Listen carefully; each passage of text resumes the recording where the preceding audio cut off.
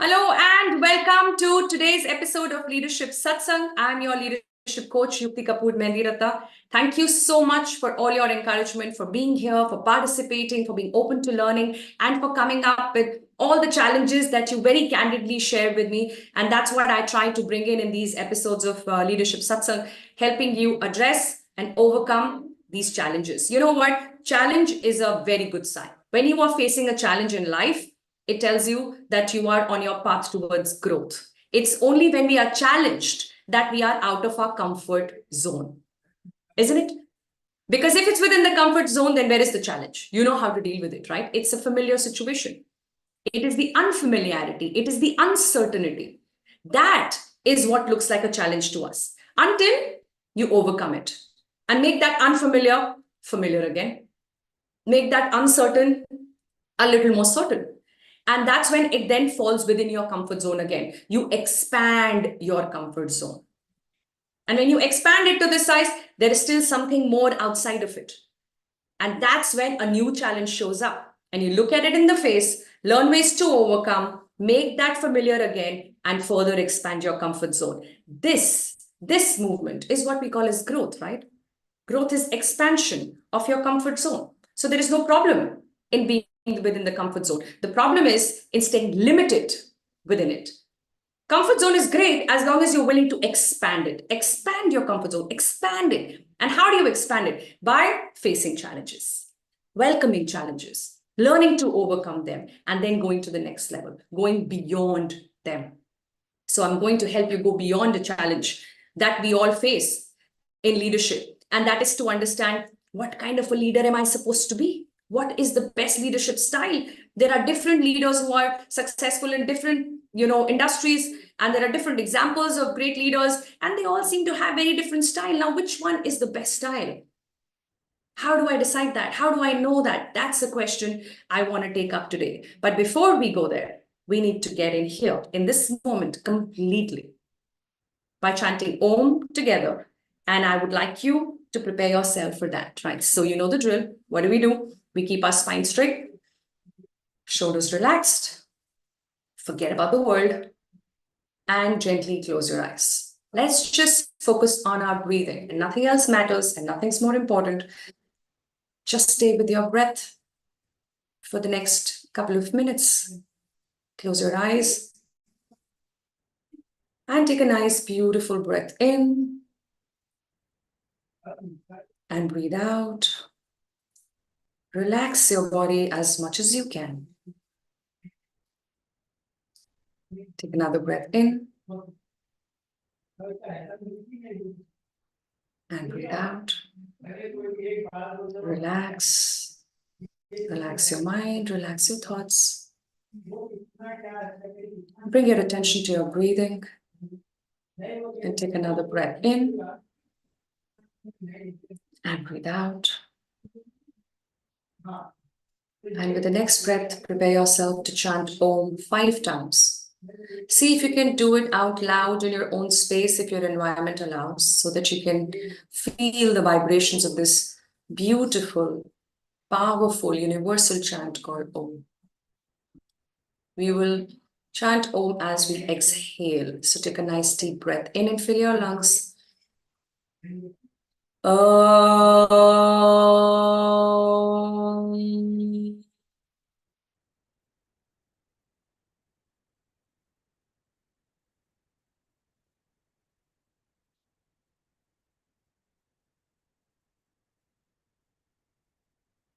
Om.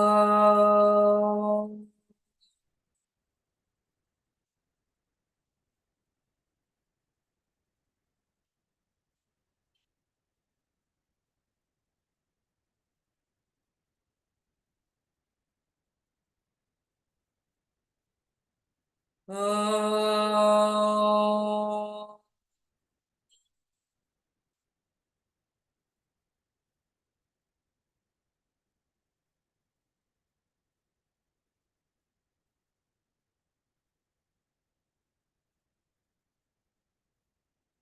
Om.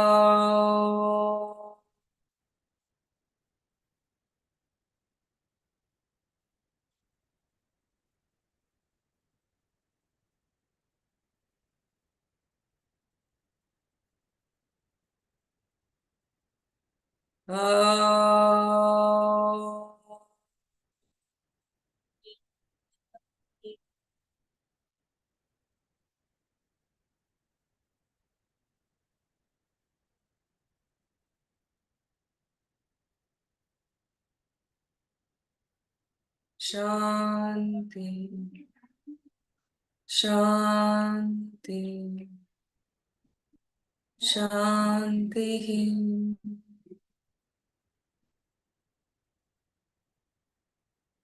And whenever you're ready, please rub your palms together and gently place them on your eyes and face and ears and neck and your entire body, and slowly come back. And as you do, tell me, how are you feeling? Let me just open your comments and see how you're feeling in this moment. Where are you joining me from? So that I can welcome you all here for this session on the roles we have to play as leaders. Indiran, so good to have you. Pulkit, very good evening. So good to have you here. Anil, Neetu, Kajal, long time no see, Kajal. So good to have you here. Sandeep, Mir Mohammed, Anil, thank you so much for joining. Thank you so much for joining. How are you feeling in this moment? That's Venkata, long time, Venkata. It's been a couple of minutes that I saw you. I'm so glad you're here. Would love to know, how are you feeling after the chat? Are you with me? Are you in the present moment? Can you forget the rest of the world and just focus on your ability to lead and see what can you learn from this session to change it a bit, to improve it a bit, to understand it a bit more. That's what we want to achieve in the session today. So welcome everybody who's made time to join in live, and let's get started with the roles we have to play as leaders. The first thing that I want to tell you all is my personal belief. Okay, it can be challenged, but I strongly believe that if there are 8 billion people on earth, then there are 8 billion different leadership styles. That's my thought. I don't believe that there are 4 different styles of leadership or there are 16 different styles of leadership. I think every single individual is unique, and so they have their own style with which they can lead. And any style can be as successful or more than any other. Which means what? That you don't need to be like someone who you consider as a successful leader. The reason why they are successful is because they are their authentic self. The more authentic you are about your own self, the easier it gets for you to create real connections with people. And that is a prerequisite for us to lead people. We cannot lead people if we don't win their trust. And we cannot be trusted if we are not our authentic self. If you're trying to be someone, thinking that being this way will make me more successful, or being this way will help people take me more seriously, or if I behave this way, I will be respected more. These thoughts are the thoughts that take us away from who we actually are. The more you know who you are, the easier it gets for you to identify areas of improvement. Do you have areas of improvement? Of course you do. The more you think about it, the more you focus on it, the more it will show up for you. But you do that with love. I've always said that. Self-improvement cannot happen without self-love. You cannot improve yourself with a gun on your head. You cannot improve yourself by demeaning yourself, putting yourself down, humiliating yourself in your own head, criticizing yourself endlessly. There's nowhere any improvement is possible. Maybe pretension will happen. Maybe you will pretend to be a better person, a more polite person, or a less short-tempered person, etc. But there is no authenticity to it. There's no truth to it. Are you getting what I'm saying? Right? So what do? We need to enhance our ability to be more aware of who we are. Accept the good, the bad, and the ugly. And then identify the bad and the ugly, which needs to get better. But with self-love, with love, right? With kindness. That's how we approach self-improvement. With that said, how do we make ourselves better and more effective leaders? I want to share with you 4 roles that every leader has to be comfortable playing, irrespective of your leadership style. You can have your own style to lead. I have my own style to lead. Which style is more successful? We don't know. But no style will be good enough if we have not learned to play the 4 roles that we have to play as a leader. Are we getting this? They're 2 different things. What is my role as a leader? How am I supposed to act? How am I supposed to behave in different situations? That's a very different thing compared to what's my style of leading. My style of leading could be to make sure that I'm around physically with people. I'm more accessible. Somebody else might say, I want to be more approachable. Somebody else might say, I want to kind of do the stuff and then show people how it is done. Like, I want to walk the talk at all times. There are different thoughts, different ways of doing it. All of them are right. And no one can do it all. You can have your own way to lead people, but we still need to learn the 4 roles. So what are these 4 roles? If you're ready to learn, then give me BIO. You know how much I love BIO. Bring it on. It's also because I love BIO biology in school. That's the truth. But when I realized that to become a doctor, you have to study a lot more than I'd already studied till 12th grade, I changed my mind. And thank God I did. I don't know if I would have been a good doctor, but I'm glad that I found myself where I am right now. And I'm just loving being a coach. And I think this is good for this lifetime. So if you want me to share the roles that you need to play as a leader, then I would like you to give me a BIO, bring it on in the chat. And that's when we will start working on a mind map together. This time, I want to create the mind map with you, right? So we're going to call it as roles of a leader, no matter what your personality type is, no matter what your style is, you need to learn all 3 roles. That's what we need to do. And some of these roles will come naturally to us, and some we need to learn more consciously. Okay, so what are these roles? Let me share my screen and we start our discussion on the 4 roles. Sorry, the 4 roles.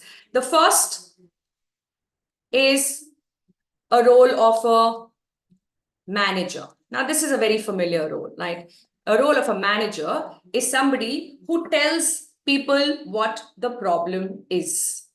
Listen to this carefully, right? You tell people what the problem is. So when you are a manager, you tell what is the problem. You tell the problem that, listen, this is the problem and I want you to address the problem. I've already given you the training. This is how it needs to be done. I'm a taskmaster, and sometimes you have to be one. No one role is better or worse than the other. Listen to this very carefully. The roles don't decide how good or bad a leader you are. Your comfort to play the roles, the courage to play the roles at the right time in the right situation is the key to success. I'll say this again. Sometimes you have to play a role of a manager in a situation. It's important. It's important to be a taskmaster. It's important to get work done. It's important to ensure the timelines are met with. That's when you're a manager. One of the roles we have to play, and we have to be very comfortable doing that. And then there is another role that we can play, and that is of being a mentor. A mentor. What does a mentor do? A mentor will not tell you what the problem is. A mentor will tell you what the solution is. A mentor tells you the solution. A mentor is someone who's been there, done that. Right? So many of us are mentors to many other people out there, isn't it? When are we looked upon as a mentor? When we have a little more experience than other people, when we have a little more knowledge about a subject than other people. And so we are considered to be as a mentor. We can help people with solutions. We tell them, you know what, I've been there, done that. This is how it is done. This is the best way to do it. People follow, they benefit from it, and they look up to you as their mentor. Another role to play as a leader. We don't have to be a manager all the time. We can be a mentor, leverage on our experience, and tell people the solution. And sometimes the situation is such that telling does not work. We need to move from telling to asking. Now, one way to ask in a situation could be in a role of a counselor, right? So what does a counselor do? What does a counselor do? A counselor will not tell, but ask for the problem. So you ask for what is the problem. Let's listen to this carefully. Say, Amit, a performer in your class, in your team, is suddenly not performing, right? And the last quarter has been his worst quarter. And you're wondering, hey, what happened to Amit?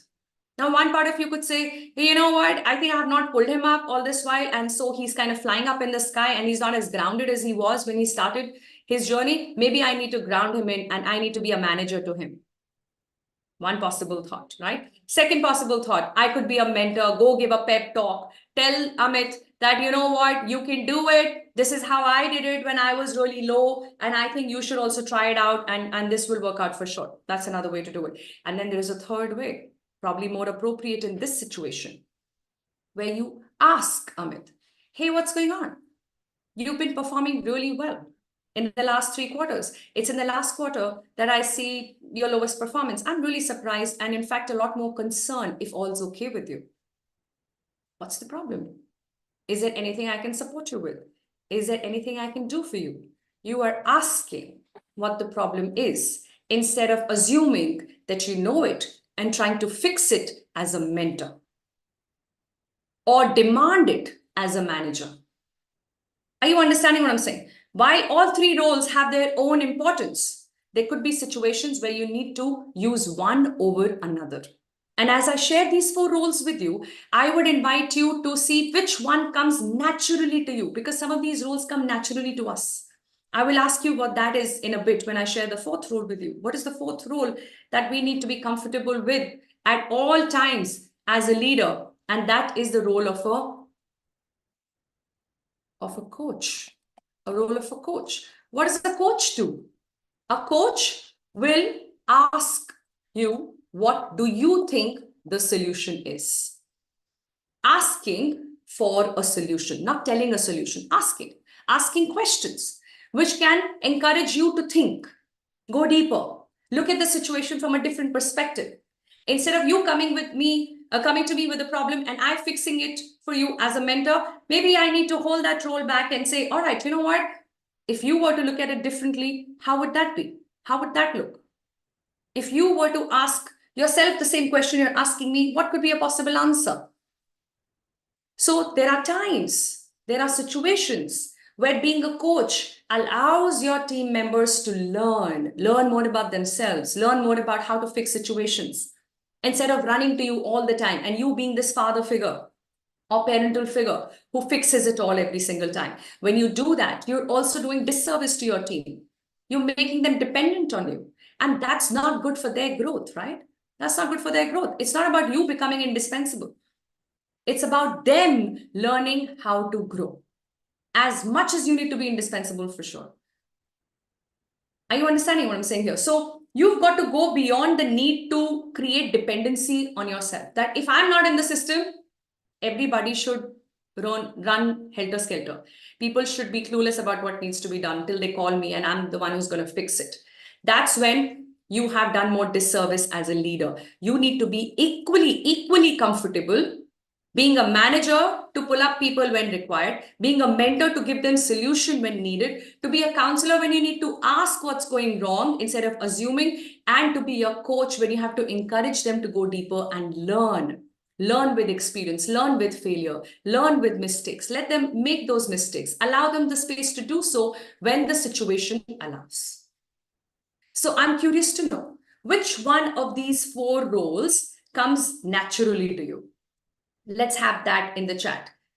You know what I'm saying here, right? Maybe as a leader, you're inclined towards being a mentor. It comes very easy to you to mentor people. Maybe you are someone who's very conscious of being a coach. You don't want to tell people what should be done. You believe that asking them for solutions is the only way to grow the team. And maybe being a coach comes handy to you. Maybe you're a manager, more of a manager, because you seem to have more work than time. And time is never enough for you to do everything else you're supposed to do. So you're left with no choice but to be a taskmaster. Maybe it's also because people who report into you are not mature enough. Possible. And so you choose to be a manager, and maybe that's something that comes naturally to you. Or you're a counselor. You think that being an agony aunt to a team is the best way to lead. I'm going to sit and understand their problems. I'm going to see how I can kind of listen really well and get to their real issues, the root cause analysis as we call it. And that's a bit of counseling that happens. And it has its own place, as I said. multiple times in this session already that there are times when you should be a counselor. But does that come naturally to you? So let's have it in the chat. Which role comes naturally to you? I'm looking at your comments to see your response. Let me see if I can. Yep, coach. Amit says mentor. Chida says coach. Okay, fantastic. This is a very, very important realization, right? To know what comes naturally to me. Why is this important? Is because that's when you will be mindful of the other three roles you have to play. If I'm a mentor every time, it might not be the best role. It might not be most suited. Maybe somewhere I need to be a coach and allow some space. Maybe somewhere I need to be a counselor. Maybe somewhere I need to be a manager. Now, when you're being a coach, it is your ability to ask the right questions. Power of questions needs to be understood. Questioning or powerful questions in itself is a skill. And that's the skill to acquire if you think that you're not that good a coach, right? So I'm going to identify what skill do you need to learn to develop each one of the four roles. Given that one of these could be your strength and the other areas are probably areas that do not cross your mind unless you remind yourself of it. What is it that I need to do to be a better coach, to play a role of a coach? I need to learn how to ask questions. How to ask questions, what questions to ask. If I need to be a better counselor, this is a role that doesn't come naturally to me. I need to know how to do this. I need to work on my listening skills. Listening is a very, very important skill as a leader, for a coach, for a mentor, for a manager, for all the four roles, but most so for being a counselor, because you really have to understand and challenge your assumptions, exactly what you would need to do to be an effective coach as well. But to be a coach, you need to learn how to ask the right questions. Without that, it's not possible to be an effective coach, right? Questioning is the technique that we use in coaching. To be a mentor, what do you need to do? What is the skill that you need to acquire? Very important. Listen to this. You're a mentor today does not mean you will be a mentor tomorrow. What does that mean? That the knowledge that you have today could be outdated tomorrow. And I mean tomorrow with no exaggeration. That's the pace at which the world is growing. Which means if you want to be an effective leader, if you want to be an effective mentor, you need to continue learning.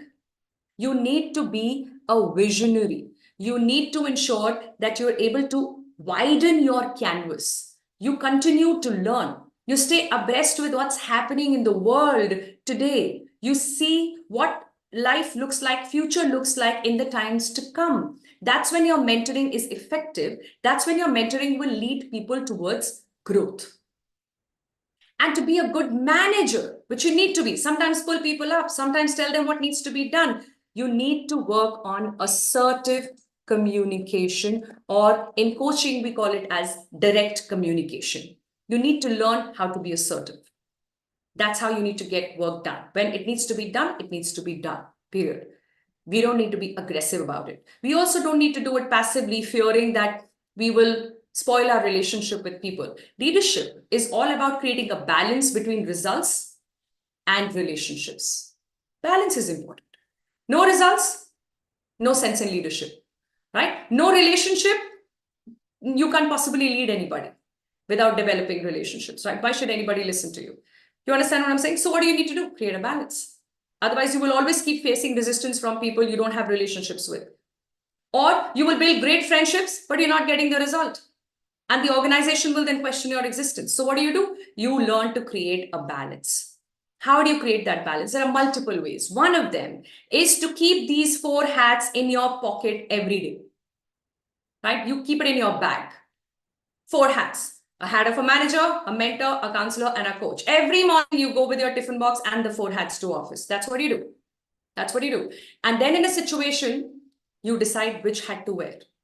And you can wear multiple hats in the same day. Possible? Absolutely possible. In fact, that's a very normal scenario. To keep swapping hats and wear each one of these four as comfortably as any other. That is what makes us a leader.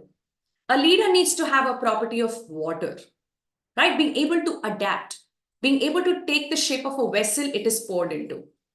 That's when you know that you're not just a manager, but a leader.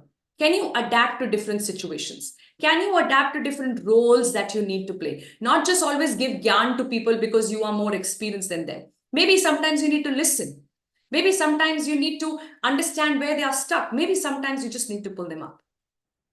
And I will do all of this with the same level of grace, with the same level of passion, and with the same sense of purpose. If that's what I'm able to do, then I know that I am playing the role of a leader, irrespective of my leadership style. And with that, we conclude today's session.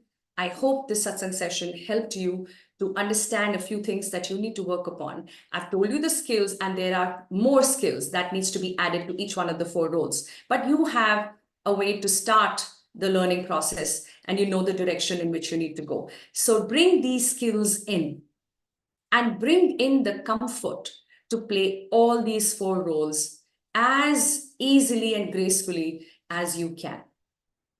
It's then that we are able to do justice to our presence in the system. It's then that we become an enabler for change. It's then that we can possibly create a transformation in the world around us. I hope this was useful for you. If that's true, then I would love to know it in the comments. Please share in the comments if this was useful, and not just useful, but what was useful. Which part of it was useful? What are you taking away? What have you learned from today's satsang session? Please do share in the comments. I always wait to read them later on, and I will. In the meantime, I want to share a little bit about my plan for this month, and that is to take off with my family for a short vacation. It's an annual thing that we do, which means that I will have to excuse myself for the next 2 weeks. There will be no satsang session, but we will have the next one on the last Tuesday of this month, which is 25th of June. 25th of June is the last Tuesday of this month when we'll have our next satsang session. And as always, the last satsang of every month is an open house. It's an open Q&A. That's when you bring out your questions and I take them live in the session. That's exactly what we will do when we meet on 25th. Till then, I want you to have some fun with your family as much as I intend to have with mine. Let's enjoy the month of June, spend some time together with people around us, people we love, and rejuvenate ourselves and reconnect and continue this journey of learning towards growth. Thank you so much for all your encouragement and love. It means a lot to me. Take good care of yourself. I'll see you real soon. God bless you all.